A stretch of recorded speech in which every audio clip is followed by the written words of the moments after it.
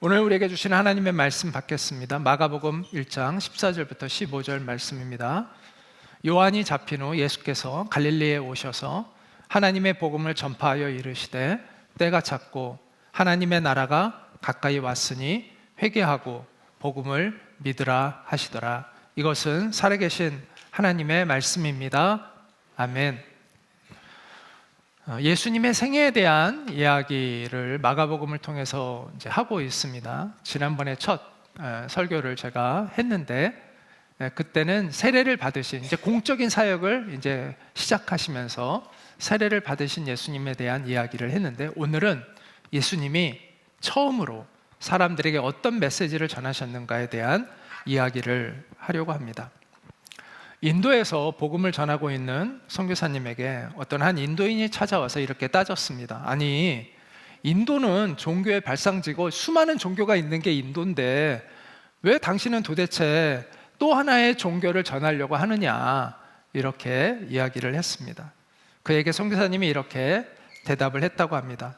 나는 종교에는 관심이 없습니다. 오직 복음에만 관심이 있을 뿐입니다.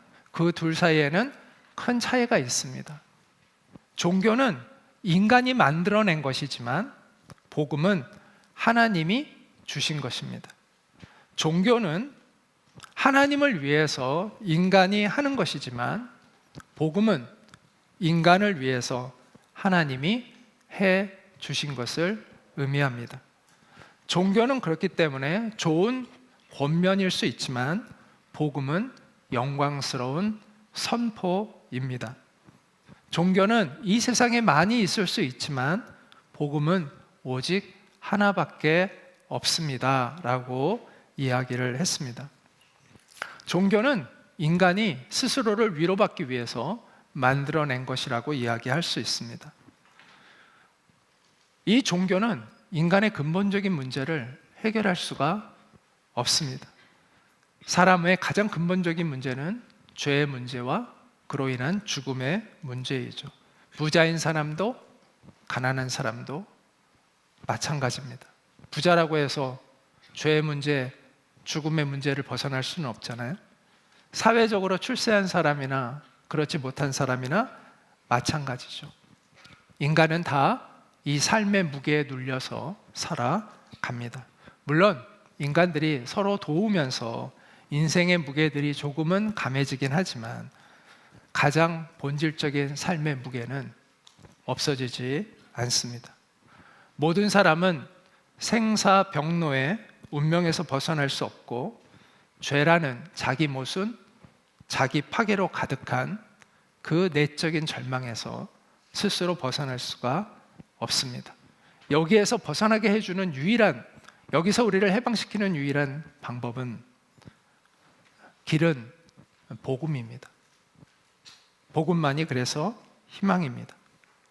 복음은 하나님께서 우리를 위해 무엇을 하셨는가에 관한 이야기입니다. 그래서 본문은 이 복음을 한번 따라해 볼까요? 하나님의 복음. 하나님으로부터 온 기쁜 소식. 우리가 만들어낸 것이 아니라 하나님으로부터 온 기쁜 소식이라고 이야기를 합니다. 그래서 마가복음 1장 14절과 15절에 세례 요한이 잡힌 후에 예수님께서 갈릴리에 오셔서 하나님의 복음을 전파하여 이르시되, 하나님의 복음을 전파했다라고 이야기를 하고 있습니다. 때가 찼고 하나님 나라가 가까이 왔으니 회개하고 복음을 믿으라, 이렇게 예수님이 첫 일성을 외쳤습니다. 자, 세례 요한이 감옥에 갇힌 후에 이제 예수님이 본격적으로 이제 등장하셔서 말씀을 선포하셨는데, 헤롯 왕은 왜 감옥에 갇혔느냐? 그 당시에 왕이었던 그 왕의 부도덕함을 책망하다가 감옥에 갇히게 됩니다. 세례 요한은 400년 동안 이스라엘에 선지자가 없다가 이제 드디어 선지자가 400년 만에 나타나서 하나님의 말씀을 외친 그러한 대단한 사람이었습니다. 그런데 그가 불의한 권력에 의해서 감옥에 갇혔습니다. 이스라엘 백성들은 많은 절망감을 느꼈을 것입니다. 누가 우리를 이제 이끌어 줄 수 있을까? 누가 우리에게 이제 하나님의 말씀을 전할 수 있을까? 그때 예수님이 등장하십니다. 그리고 예수님은 때가 찼고 하나님의 나라가 가까이 왔다라는 말씀으로 하나님 나라의 복음을 전하시기 시작했습니다. 여기서 때라는 이 단어는 이 헬라어에서 이 때라는 단어는 크로노스라는 단어가 있고 카이로스라는 단어가 있어요. 시간이 우리는 다 시간이지만 그들은 시간을 구별했었어요. 그래서 우리가 그냥 흘러가는 시간은 크로노스라는 시간을 쓰고 하나님의 의미가 가득 차 있는 결정적인 시간은 카이로스라는 시간을 써요. 이 단어를 써요. 여기서 때가 찼고 라해서 이 때는 카이로스를 의미합니다. 결정적인 시간, 하나님의 때, 하나님이 어떤 의미를 가지고 보시는 시간, 그 시간이 바로 카이로스입니다. 때가 찼다라는 것은 하나님의 그 결정적인 시간이 왔다는 거예요. 무슨 말이냐? 하나님이 그동안 오랫동안 1500년 동안 하나님께서 말씀하셨던 그 약속이 이루어지는 그 때가 왔다라는 거예요. 1500년 동안 하나님이 구원자를 보내주겠다는 약속이 구약 성경에 계속해서 나오잖아요. 바로 그분이 오셨 것이죠. 하나님의 나라가 선포되는 거죠. 그 때가 임했다라는 것입니다. 그런데 사람들은 아직 이 하나님의 나라를 보지 못합니다. 하나님의 나라가 예수님의 태어남을 통해서 이 땅에 하나님의 나라가 임했습니다. 그런데 아직 사람들이 몰라요. 언제 알게 될까요? 이제부터 알게 되는 거예요. 예수님이 등장하시면서, 예수님이 선포하시면서, 예수님이 치유하시면서 하나님의 나라가 이 땅에 임했다는 것을 사람들이 이제 인식하기 시작하는 때가 왔다는 거예요. 하나님의 나라를 경험하게 되고 보게 되는 때가 왔다라는 것입니다. 예수님의 그 십자가와 부활을 통해서 그것이 더욱더 명백하게 드러나는 그 때가 다가오고 있다라는 것입니다. 그래서 예수님은 하나님의 나라가 가까이 왔으니 이렇게 이야기를 하셨습니다. 여기서 가까이 왔다라는 것은 아주 임박한 시간을 얘기하는 거예요. 먼 시간을 얘기하는 게 아니라 이 가까웠으니라는 이 단어, 앵기켄이라는 단어는 아주 눈앞에 임박해 있는 시간을 얘기하는 거예요. 이제 하나님의 나라가 너희 가운데 온 것을 너희가 보고 경험하고 듣게 될 것이다. 예수님이 이렇게 선포하신 것이죠. 하나님의 나라는 죽어서 가는 세계가 아니라고 말씀드렸죠. 하나님의 나라는 하나님이 다스리시는 삶의 세계를 의미하는 거예요. 그래서 하나님의 나라는 죽을 때까지 기다리는 게 아니에요. 하나님의 나라는 내가 예수님을 영접하는 순간 하나님의 나라를 경험하는 거예요. 하나님의 다스리심을 경험하는 거예요. 죽어서 가는 좋은 세상이 하나님의 나라가 아니라 하나님의 나라는 하나님의 통치를 받는 세계예요. 예수를 믿으면 우리는 그 하나님의 나라로 들어갑니다. 그 나라가 이제 너희의 눈앞에 와 있다라는 거예요. 그러면서 예수님은 그 하나님 나라에 어떻게 들어갈 수 있느냐를 이렇게 외칩니다. 같이 한번 읽어볼까요? 시작. 회개하고 복음을 믿으라. 첫 번째는 회개입니다. 회개는 아까 윤창건 선생님이 기도하실 때도 우리의 삶의 방향이 바뀌도록 우리가 주님께로 향하도록 이렇게 기도를 했는데, 회개는 삶의 그처럼 방향을 바꾸는 걸 의미하는 거예요. 내 중심으로 살던 곳에서 하나님 중심으로 삶을 바뀌는 것, 돌이키는 것, 돌이킴이라고 아까 표현했죠. 돌이킴, 그게 바로 회개입니다. 그래서 이것은 감정적인 차원, 심리적인 차원이 아니라 삶의 그 태도와 방향성을 의미하는 거예요. 우리가 얼마나 죄를 낱낱이 기억해서 하나님 앞에 그것을 고백했느냐가 중요한 것이 아니라 내 삶의 근본적인 방향을 하나님께로 바꿨느냐가 중요한 거예요. 자, 삶의 방식이 아직도 내 중심적이어서 내 맘대로 말하고 내가 하고 싶은 대로 하고 내가 가고 싶은 대로 가고 내가 사랑하고 싶은 사람들만 사랑한다면 아직 회개하지 않은 거죠. 삶의 중심이 나잖아요. 그런데 삶의 방식이 하나님께로 바뀌어서 하나님이 기뻐하시는 말을 하려고 내가 노력하고 하나님이 원하시는 행동을 하기 위해서 애쓰고 하나님이 부르신 곳으로 내가 가려고 하고 또 주님의 마음 때문에 주님의 마음을 알아서 내가 사람들을 차별하지 않고 심지어 나에게 적대적으로 대하려고 하는 사람조차도 용서하고 사랑하려는 마음을 품으려고 하는 것, 이게 회개예요. 하나님 중심이잖아요. 자, 여러분은 단순히 여러분의 죄를 기억하고 고백하는 차원에 있습니까? 아니면 회개했습니까? 삶의 중심이 누구에게 있습니까? 나에게 있습니까? 아니면 하나님께로 향하여 있습니까? 물론 우리는 넘어질 때가 있습니다. 주님을 바라보다가도 쓰러질 때가 있고 넘어질 때가 있고 땅을 바라볼 때도 있고 뒤를 돌아볼 때도 있잖아요. 그런데 중요한 것은 방향이죠. 방향. 그 방향을 향하여 가려는 나의 의지가 있느냐. 이게 정말 회개의 가장 중요한 것이죠.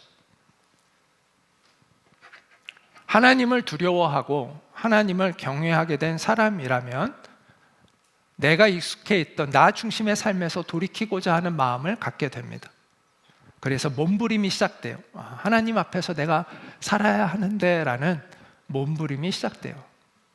때로는 넘어지기도 하고 또 때로는 뒤를 돌아다 볼 때도 있고 하지만 다시 주님께로 향하고자 하는 몸부림을 하게 돼요. 여러분은 그런 사람인가요? 그래서 도둑질 하던 사람은 도둑질을 멈추게 돼요. 밤낮 거짓말 하던 사람은 그 거짓말을 멈추게 돼요. 남몰래, 배우자 몰래 외도하던 사람은 그 외도를 중단하게 돼요.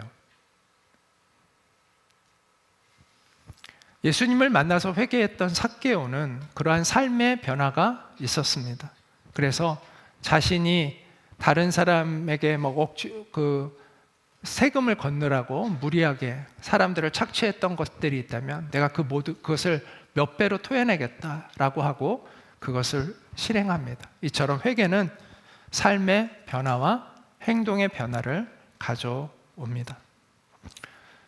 자, 세례 요한을 포함한 성경의 어떤 선지자도 또 예수님도 네가 살던 그 방식대로 살면서 하나님의 은혜의 세계 안으로 들어갈 수 있다라고 말한 사람은 아무도 없습니다. 아무도 없어요. 그것은 복음이 아닙니다. 네가 원하는 삶을 살면서 네 맘대로 살면서 하나님의 은혜의 세계로 들어갈 수 있다라고 말하는 것은 성경의 말씀이 아닙니다. 성경 어디에도 그 어떤 선지자도 예수님도 그렇게 말씀하신 적이 없습니다. 그런데 이상하게 오늘날 어떤 그리스도인들은 이전 방식대로 계속해서 살면서도 하나님의 백성이 될 수 있다는 착각을 하고 있습니다. 삶이 전혀 변화되지 않았다는 것은 회개하지 않았다는 것입니다. 그 마음이 하나님을 향해 있지 않은 것입니다. 그는 아직 하나님의 나라가 무엇인지를 모르는 것이죠. 예수님은 말씀합니다. 하나님 나라가 가까이 왔으니 회개하라. 하나님의 나라는 회개하는 자의 것입니다. 내 맘대로 사는 길에서 주님 뜻대로 살고자 하는 마음을 품고 살아가는 것이 바로 하나님 나라에 합당한 그러한 사람이죠.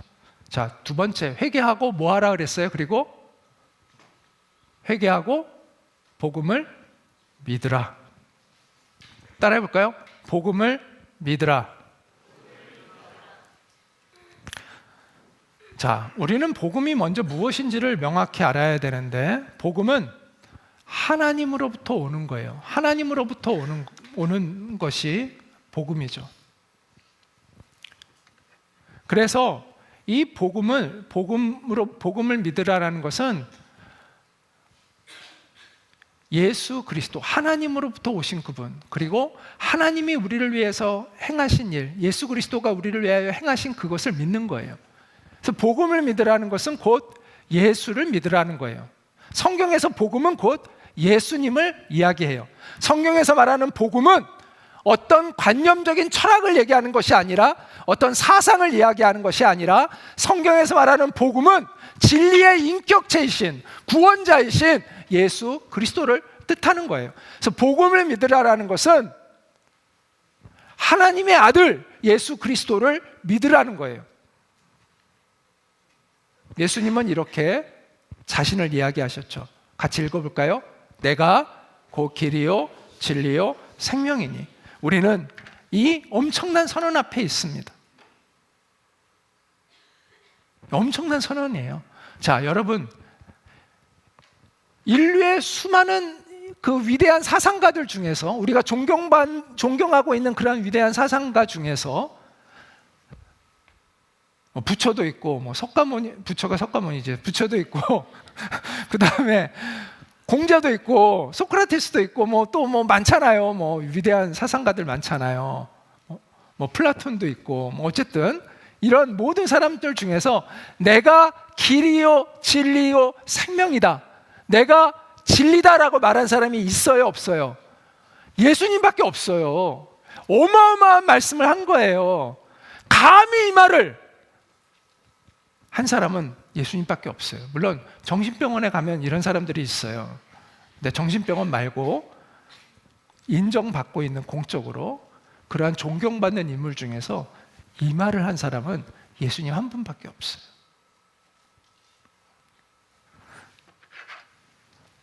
이 엄청난 말씀 앞에 우리는 서 있는 거예요. 우리가 여기에 응답해야 하는 거예요.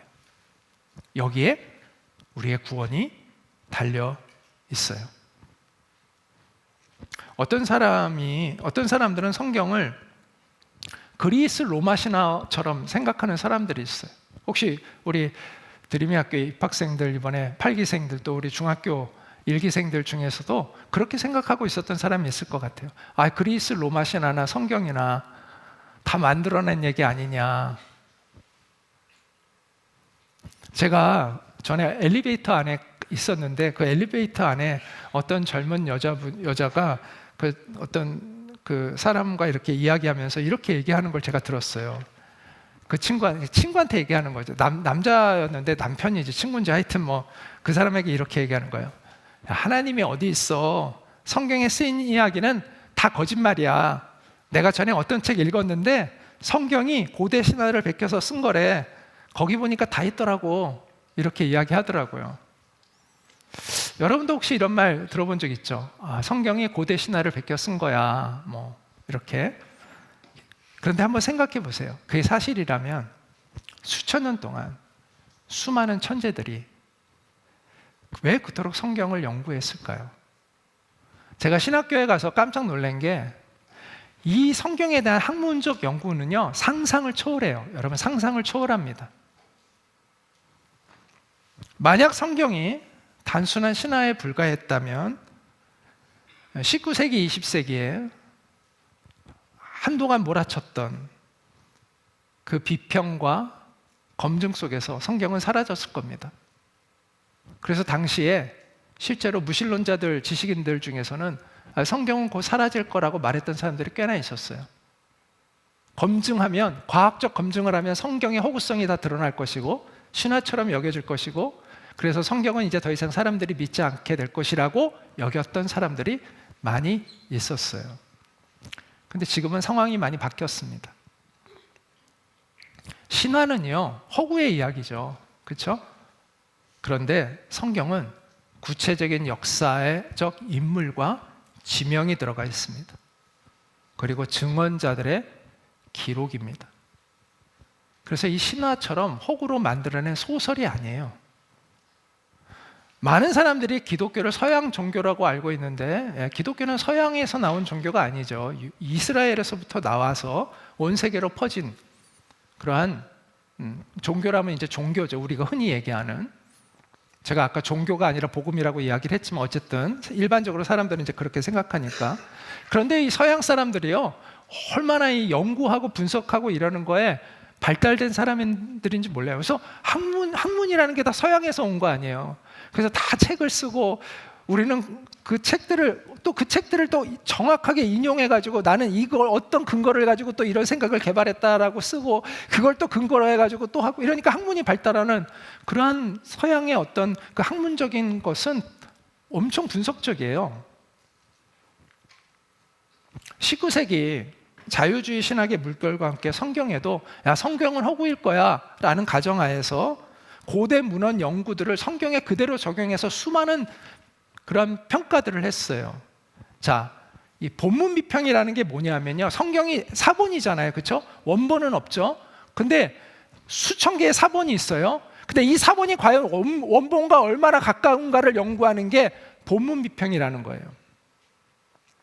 자료 비평이라는 것은 이 저자가 어떤 자료를 참고로 이것을 썼을까? 마태복음이라면 이 마태가 어떤 자료를 참고로 마태복음을 썼을까? 이걸 연구하는 게 자료 비평이에요. 자, 편집 비평은 이 자료를 어떻게 편집했을까? 왜 그 저자가 이것을 편집했을까? 어떤 의도로 편집했을까? 이걸 편집 비평이라고 그래요. 역사 비평은 이 역사가 성경에 나오는 역사가 사실인가?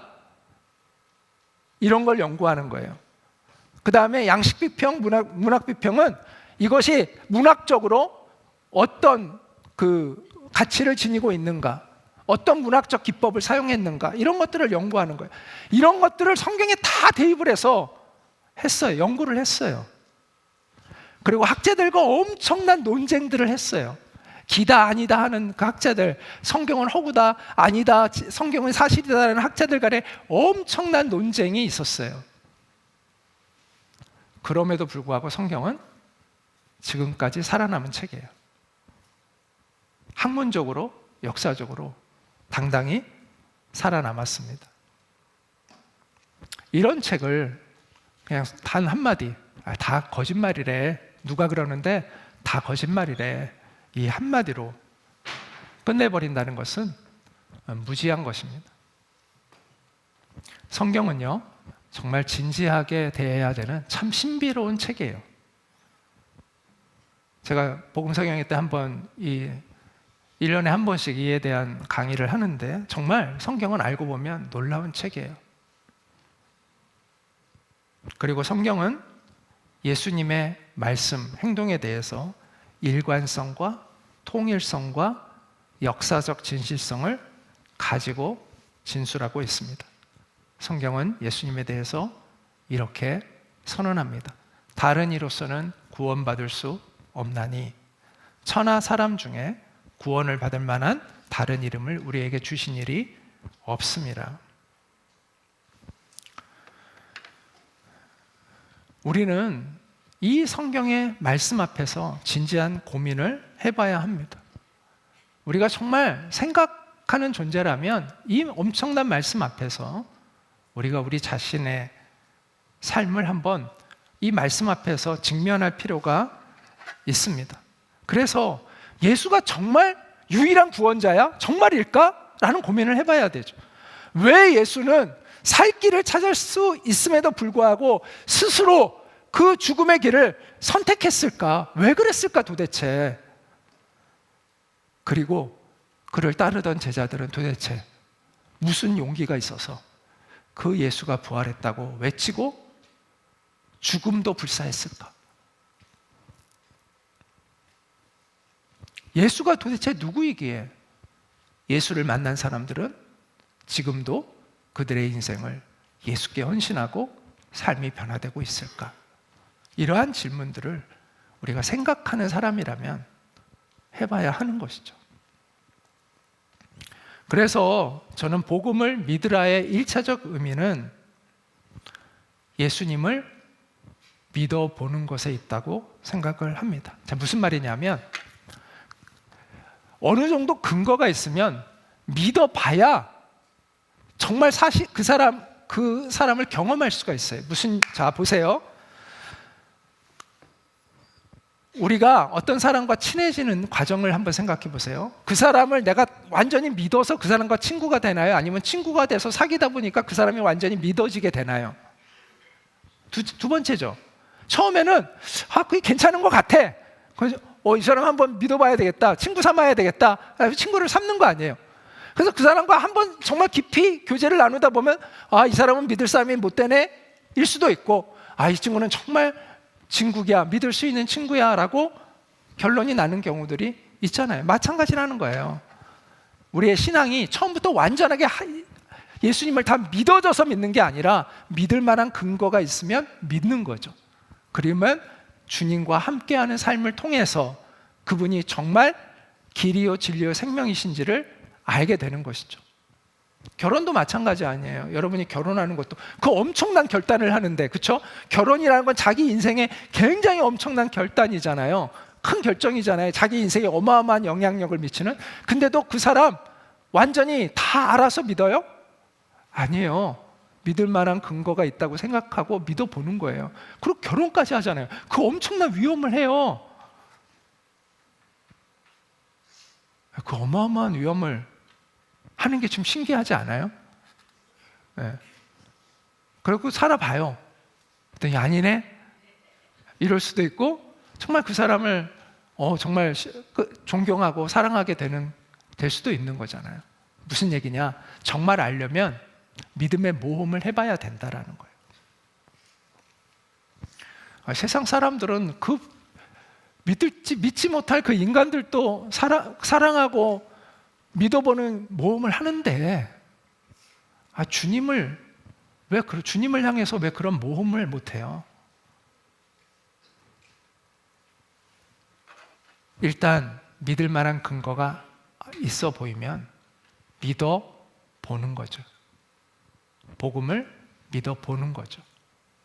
자, 고등학교 어떤 교목이 학생들에게 예배 출석을 열심히 권유를 했는데 한 학생이 말을 듣지 않아요. 그래서 야, 너 왜 이렇게 예배 출석 안 하니? 라고 물었어요. 그랬더니 학생이 이렇게 대답하는 거예요. 목사님, 저는 기독교가 어떤 건지 도무지 알 수가 없습니다.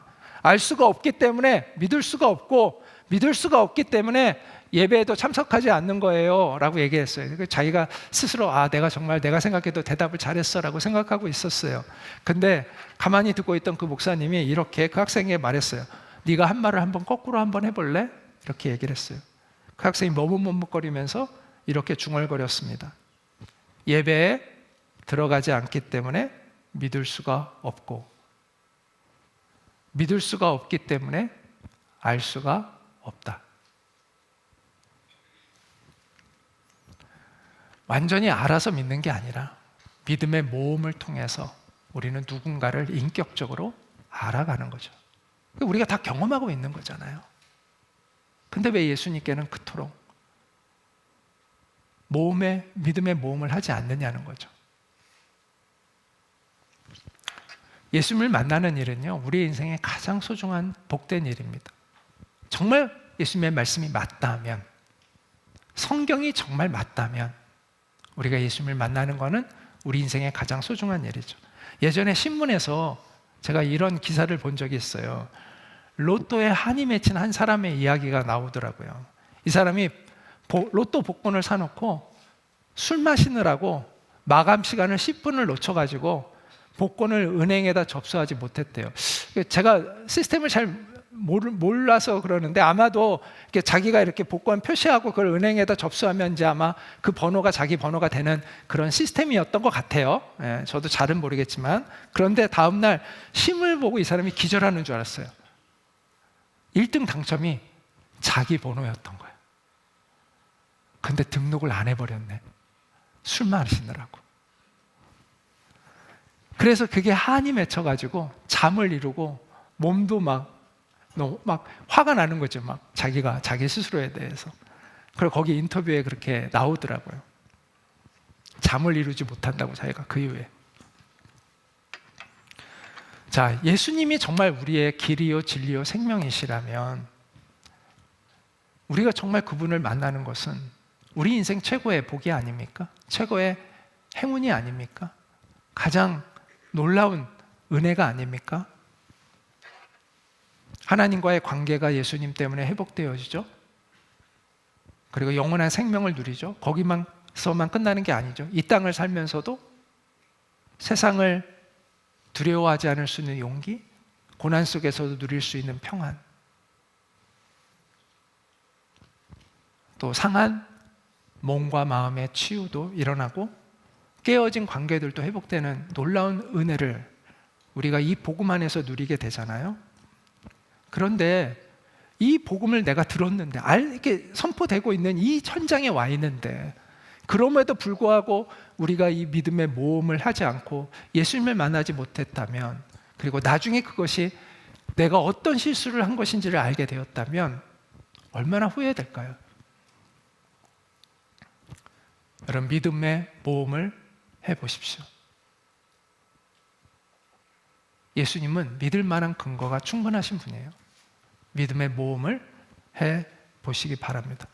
자, 그 다음에 복음을 믿으라의 2차적 의미는 이제 믿어보는 사람들이 있어요. 근데 이미 믿어봤어요. 몇 년이 흘렀어. 그런 분들도 있죠, 여기에. 자, 그분들에게는 어떤 의미일까요? 복음을 믿으라. 온전히 믿으라는 거예요. 온전히 순종하기로 결심을 하라는 것이죠. 믿어보았어요. 그래서 알았어요. 예수님이 길이요 진리요 생명이신 것을 알았어요. 그런데도 아직도 주님 앞에 내 인생을 온전히 맡기지 못하는 그런 사람이 되어서는 안 된다는 것이죠. 언제까지 믿어보는 사람으로 살겠습니까? 이제는 믿어졌으면 주님께 자기의 인생을 맡기고 살아가야 하는 것이죠. 우리가 얼마나 주님을 신뢰하고 주님께 순종하느냐에 따라서 우리가 주님을 경험하는 깊이나 넓이가 달라집니다. 하나님의 나라는 침노하는 자의 것이라고 예수님이 말씀하셨어요. 하나님의 나라는 믿음으로 그 세계를 탐험하면 탐험할수록, 순종할수록 하나님의 나라를 깊이 경험하게 된다는 것이죠. 우리가 주님께 순종함으로 누리는 복은 우리가 무슨 대단한 일을 행하는 그것이 아니라 위대하신 하나님을 알아가는 거예요.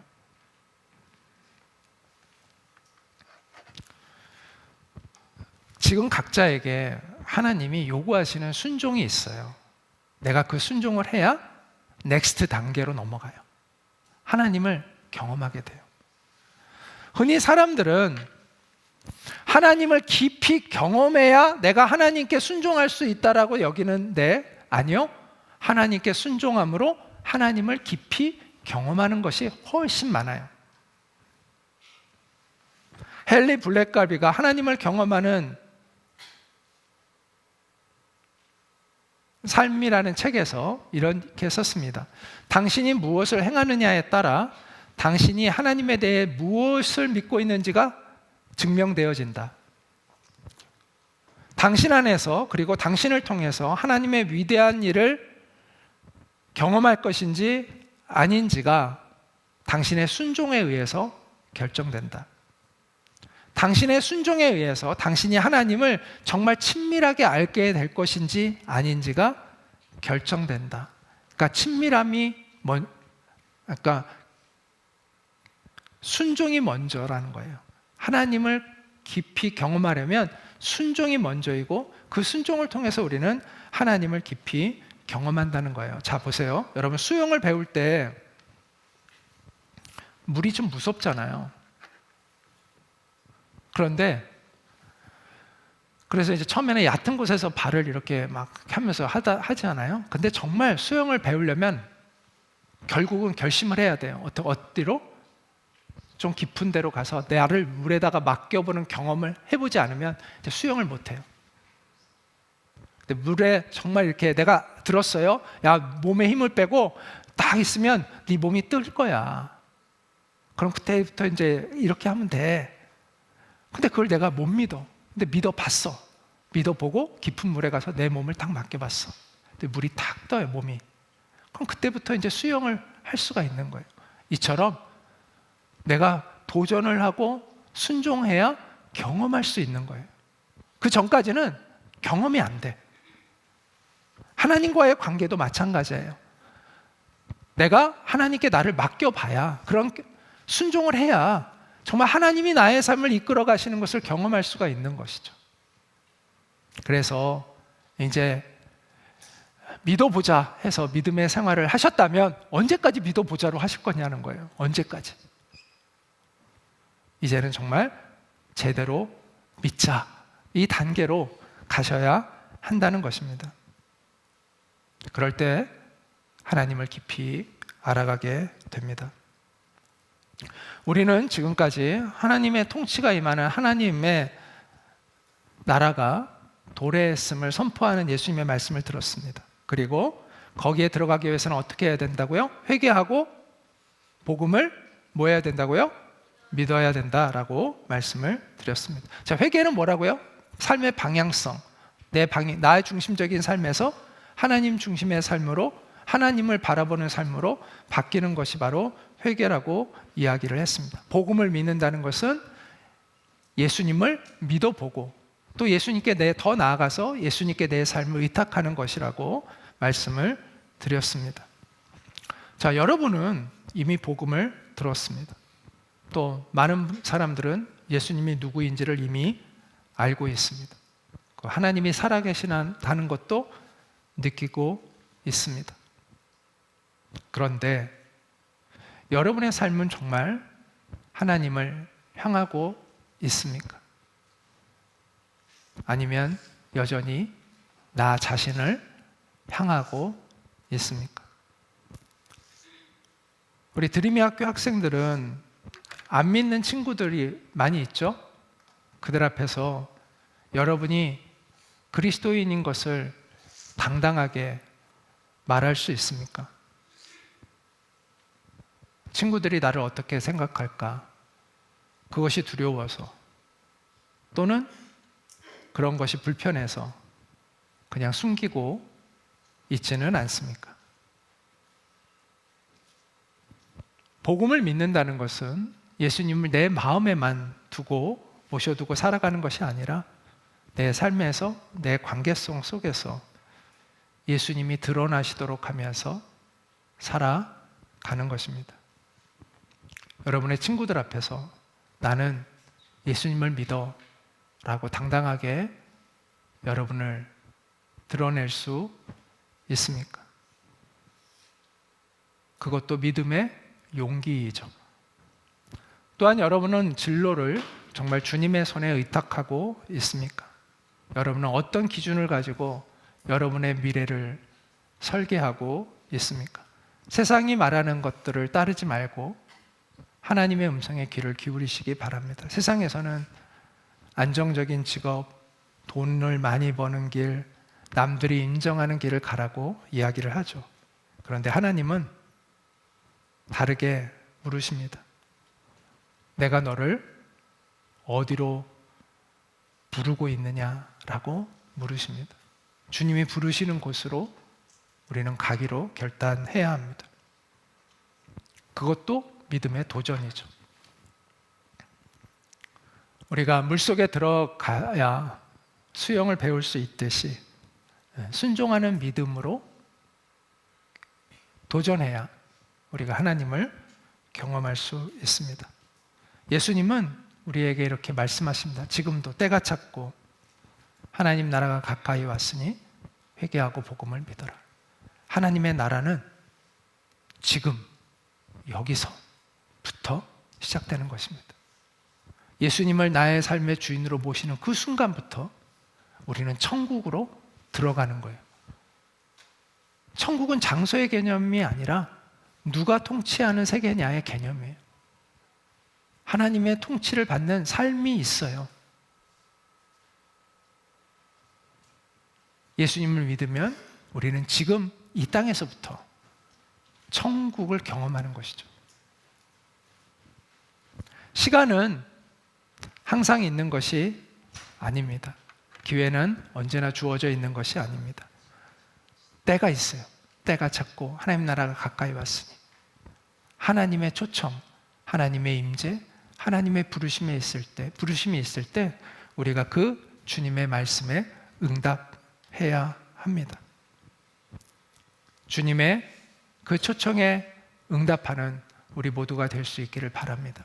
믿음으로, 회개로, 응답함으로 하나님을 깊이 경험하고 하나님의 부르심을 따라서